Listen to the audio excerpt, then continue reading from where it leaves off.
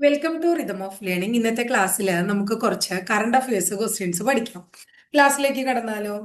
India സ്വന്തമായി, ആദ്യത്തെ ചോദ്യം ഇതാണ്: ഇന്ത്യ സ്വന്തമായി വികസിപ്പിച്ചെടുത്ത multi calibre rocket launcher system എന്താണ്? മൾട്ടി കാലിബർ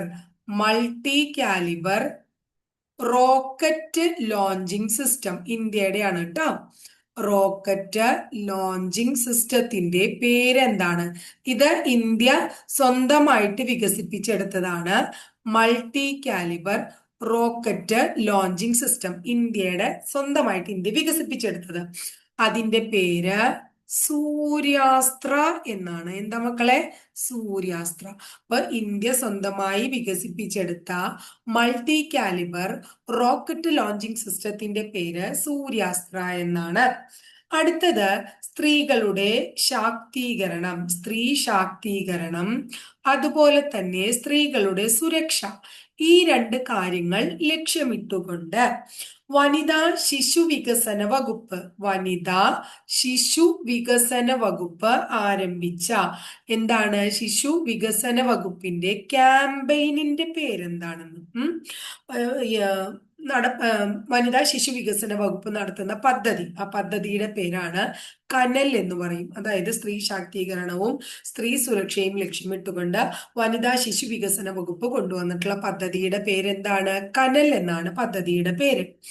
ഇനി ഇന്ത്യയുടെ നമ്മുടെ സോളാർ കപ്പാസിറ്റി വികസിപ്പിക്കുക എന്ന ലക്ഷ്യത്തോടു കൂടി, ഇന്ത്യയുടെ സോളാർ കപ്പാസിറ്റി വികസിപ്പിക്കുക എന്ന ലക്ഷ്യത്തോടു കൂടി പുതിയ ആണവ നിലയം സ്ഥാപിക്കാൻ ഒരുങ്ങുന്നത് ഏത് സംസ്ഥാനമാണ്? ബീഹാർ. ഇന്ത്യയുടെ സോളാർ കപ്പാസിറ്റി വികസിപ്പിക്കുക എന്ന ലക്ഷ്യത്തോടു കൂടി, വർദ്ധിപ്പിക്കുക എന്ന ലക്ഷ്യത്തോടു കൂടി പുതിയ ആണവ നിലയം സ്ഥാപിക്കാൻ ഒരുങ്ങുന്ന സംസ്ഥാനം ബീഹാറാണ്. 2026 21ാമത്തെ G20 ഉച്ചകോടി നടക്കുന്നത് അമേരിക്കയിലെ മിയാമിയിലാണ്. എവിടെയാണ്? അമേരിക്കയിലെ മിയാമി എന്ന് പറയുന്ന സ്ഥലത്താണ്. അടുത്തത് നോക്കൂ.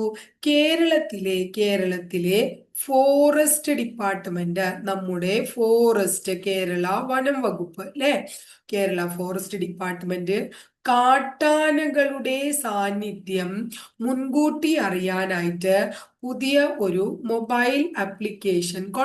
മൊബൈൽ ആപ്പ് കൊണ്ടുവന്നു. അതിന്റെ പേരാണ് ഗജരക്ഷ എന്ന് പറയുന്നത്. എന്താ അതിന്റെ പേര്? ഗജരക്ഷ എന്നാണ് അതിന്റെ പേര്.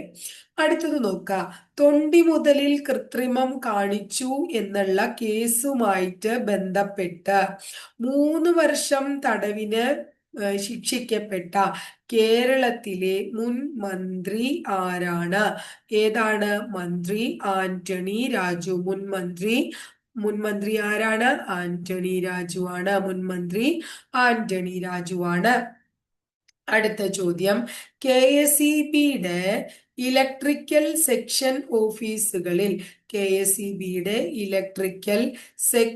ഓഫീസുകളിൽ സെക്ഷൻ ഓഫീസുകളിൽ എന്തെങ്കിലും ക്രമക്കേട് നടന്നിട്ടുണ്ടോ എന്നറിയാൻ വിജിലൻസ് ഒരു ഓപ്പറേഷൻ നടത്തുകയുണ്ടായി. ആ ഓപ്പറേഷന്റെ പേരാണ് ഓപ്പറേഷൻ ഷോർട്ട് സർക്യൂട്ട്. KSEBയുടെ ഇലക്ട്രിക്കൽ സെക്ഷനുകളിലെ എന്തെങ്കിലും എന്താ പറയാ ക്രമക്കേടുകളൊക്കെ നടക്കുന്നുണ്ടോ എന്ന് അറിയാൻ വേണ്ടി വിജിലൻസ് നടത്തിയ പരിശോധനയാണ് ഓപ്പറേഷൻ ഷോർട്ട് സർക്യൂട്ട്. വിനോദസഞ്ചാര കേന്ദ്രമാണ് നമ്മുടെ ബേപ്പൂർ. എല്ലാവർക്കും അറിയുന്നതാണ് ബേപ്പൂർ എന്ന് പറഞ്ഞ സ്ഥലം അല്ലെ. ബേപ്പൂരിനെ സാഹിത്യ വിജ്ഞാനവുമായി കൂട്ടിയിണക്കി വിനോദസഞ്ചാര വകുപ്പ് നടപ്പാക്കുന്ന പദ്ധതിക്ക് വിളിക്കുന്ന പേരാണ് ലിറ്റററി ടൂറിസം. എന്താണ്? Literary tourism. ബേപ്പൂരിനെ സാഹിത്യ വിജ്ഞാന കേന്ദ്രമാക്കുക എന്ന ലക്ഷ്യത്തോടു കൂടി വിനോദസഞ്ചാര വകുപ്പ് ആരംഭിച്ച പദ്ധതിയാണ് ലിറ്റററി ടൂറിസം. ഇനി ഇന്ത്യയിലെ ആദ്യത്തെ green ammonia production project green ammonia production project എവിടെ ആരംഭിക്കുന്നു എന്നാണ് നമ്മൾക്ക് അറിയാൻ കഴിയണത്. എവിടെയാണ് ആരംഭിക്കുന്നത്? ആന്ധ്രാപ്രദേശിൽ ആരംഭിക്കുകയാണ്. എവിടെ ആരംഭിക്കണേ? ആന്ധ്രാപ്രദേശിൽ. ഇന്ത്യയിൽ ആദ്യത്തെ ഗ്രീൻ അമോണിയ പ്രൊഡക്ഷൻ പ്രോജക്റ്റ് ആരംഭിക്കുന്നത് ആന്ധ്രാപ്രദേശില്. ഇനി ചന്ദ്രയാൻ 3 ദൗത്യത്തെ കുറിച്ച് നമുക്ക് എല്ലാവർക്കും അറിയാം. ഇതുമായിട്ട് റിലേറ്റഡ് ആയിട്ട് ഒരു വെബ് സീരീസ് പുറത്തിറങ്ങാണ്. ആ വെബ് സീരീസിന്റെ പേരാണ് സ്പേസ് ജൻ ചന്ദ്രയാൻ. എന്താണ്? സ്പേസ് ജൻ ചന്ദ്രയാൻ എന്നാണ് അതിന്റെ പേര്. ക്ലിയർ ആയില്ലേ? അടുത്ത ചോദ്യം എന്താ വെച്ചാ, ഇന്ത്യയിൽ ആദ്യമായി സൗരോർജ ATM-1, അതായത് സോളാർ ATM വാന് പുറത്തിറക്കിയത് ആരാണ്? ത്രിപുര ഗ്രാമീൺ ബാങ്കാണ്. ത്രിപുര ഗ്രാമീൺ ബാങ്കാണ് ഇന്ത്യയിൽ ആദ്യമായിട്ട് സോളാർ ATM വാൻ പുറത്തിറക്കിയത്. അപ്പൊ multi calibre rocket launching system അല്ലെ ഇന്ത്യ സ്വന്തമായി വികസിപ്പിച്ചത് സൂര്യാസ്ത്ര. സ്ത്രീ ശാക്തീകരണം, സ്ത്രീ സുരക്ഷ എന്നിവ ലക്ഷ്യമിട്ട് വനിതാ ശിശു വികസന കോർപ്പറേഷന്റെ പദ്ധതിയാണ് കനല്. സോളാർ കപ്പാസിറ്റി കൂട്ടാൻ വേണ്ടിയിട്ട് നമ്മൾ ആണവ നിലയം ആരംഭിക്കുന്നു ബീഹാർ. 2026 21ാമത്തെ G20 ഉച്ചകോടി അമേരിക്കയിലെ മിയാമിയില്. കേരള ഫോറസ്റ്റ് ഡിപ്പാർട്ട്മെന്റുകൾ കാട്ടാനകളെ കുറിച്ചിട്ട് അല്ലെ അവരുടെ സാന്നിധ്യം മുൻകൂട്ടി അറിയാൻ പുറത്തിറക്കിയ മൊബൈൽ ആപ്പ് ഗജരക്ഷ. അതുപോലെ തൊണ്ടിമുതൽ അല്ലെ കൃത്രിമം കാണിച്ച കേസുമായി ബന്ധപ്പെട്ട് 3 വർഷം തടവിന് ശിക്ഷിക്കപ്പെട്ട മുൻ കേരള മന്ത്രി ആന്റണി രാജു. KSEBയുടെ ഇലക്ട്രിക്കൽ സെക്ഷൻ ഓഫീസുകളിൽ നടക്കുന്ന ക്രമക്കേട് അറിയാൻ വേണ്ടിയിട്ട് നമ്മുടെ ഇന്റലിജൻസ് നടത്തിയ ഓപ്പറേഷൻ ഷോർട്ട് സർക്യൂട്ട്. അതുപോലെ തന്നെ ബേപ്പൂർ ഒരു എന്താക്കി മാറ്റുക, സാഹിത്യ വിജ്ഞാനമായി കൂട്ടിയിണക്കിയിട്ടുള്ള ഒരു കേന്ദ്രമാക്കി മാറ്റാൻ വിനോദസഞ്ചാര വകുപ്പ് ആരംഭിക്കുന്ന പദ്ധതിയാണ് ലിറ്റററി ടൂറിസം. അടുത്തത് എന്താ നമ്മൾ പറഞ്ഞത്? ഇന്ത്യയിൽ ആദ്യമായിട്ട് ഗ്രീൻ അമോണിയ പ്രൊഡക്ഷൻ പ്രോജക്റ്റ് ആരംഭിക്കുന്ന സംസ്ഥാനമാണ് ആന്ധ്രാപ്രദേശ്. ചന്ദ്രയാൻ 3 ദൗത്യത്തെ കുറിച്ച് പുറത്തിറങ്ങുന്ന വെബ് സീരീസ് ആണ് സ്പേസ് ജൻ ചന്ദ്രയാൻ. ഇന്ത്യയിൽ ആദ്യമായി സൗരോർജ ATM-1 അവതരിപ്പിച്ചത് ത്രിപുര ഗ്രാമീൺ ബാങ്ക് ആണ്. ഇത്രയും കാര്യം ക്ലിയർ ആയില്ലേ മക്കളെ? ഇനി അടുത്ത നോക്കും. 2026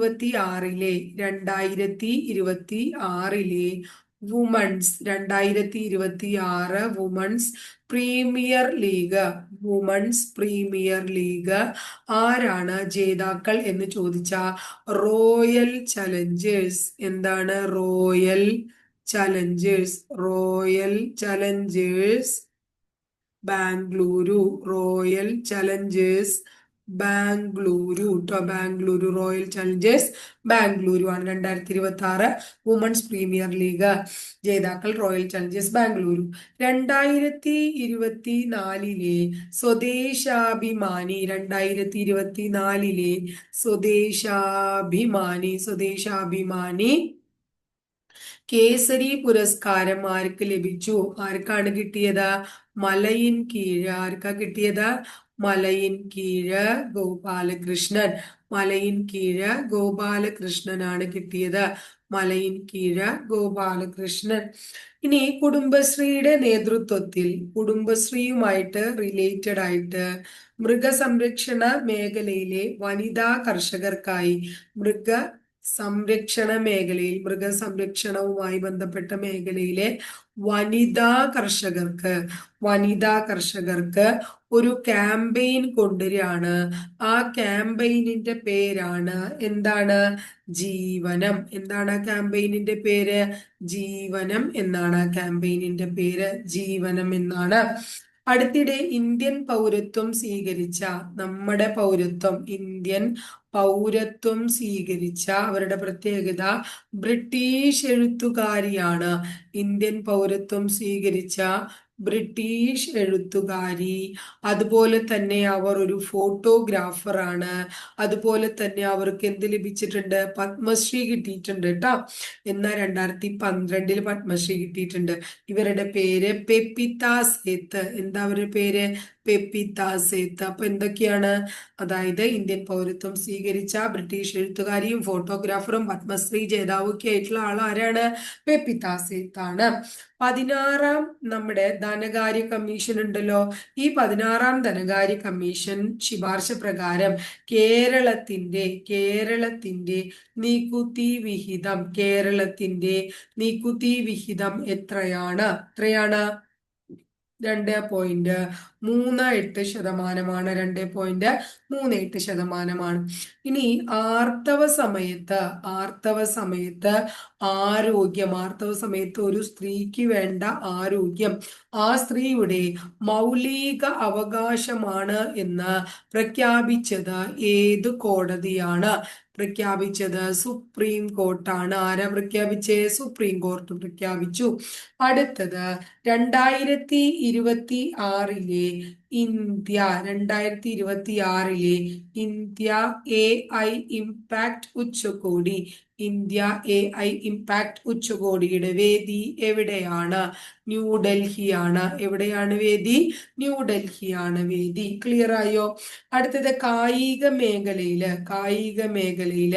അടുത്ത ഇനി വരണ 10 വർഷത്തേക്കുള്ള വികസനം ലക്ഷ്യമിട്ട് 2025-26 കേന്ദ്ര ബഡ്ജറ്റില് ഒരു പദ്ധതി കൊണ്ടുവന്നു. അതിന്റെ പേരാണ് Khelo India mission. Khelo India mission എന്നാണ് ആ പദ്ധതി. നിലവിലെ കേന്ദ്ര റെയിൽവേ മന്ത്രി ആരാണ്? നിലവിലെ കേന്ദ്ര റെയിൽവേ മന്ത്രിയുടെ പേര് അശ്വിനി വൈഷ്ണവ് എന്നാണ്. അശ്വിനി വൈഷ്ണവ് എന്നാണ്. ഇതൊക്കെ വളരെ ഇമ്പോർട്ടൻ്റ് ആയി എപ്പോഴും റെയിൽവേ ഒക്കെ എപ്പോഴും പരീക്ഷയ്ക്ക് ചോദിക്കാറുള്ള ചോദ്യങ്ങളാണ് കേട്ടോ. അതുകൊണ്ടാണ് ഇങ്ങനെയൊക്കെ തരുന്നത്. ഇനി അടുത്തത് എവറസ്റ്റ് കീഴടക്കിയ ആദ്യ മലയാളി വനിത ആരാണ്? എവറസ്റ്റ് കീഴടക്കിയ ആദ്യ മലയാളി വനിത സഫ്രീന ലത്തീഫ് ആണ്. ആരാണ്? സഫ്രീന ലത്തീഫ്. എവറസ്റ്റ് കീഴടക്കിയ ആദ്യ മലയാളി വനിത സഫ്രീന ലത്തീഫ് ആണ്. ഇന്ത്യയിലെ നമ്മൾ പറഞ്ഞതാ ഇന്ത്യയിലെ ആദ്യത്തെ സൗരോർജ്ജ ATM മാൻ അല്ലെ. ഇത്രയേ ഉള്ളൂ ഇന്നത്തെ ക്ലാസ്സിൽ.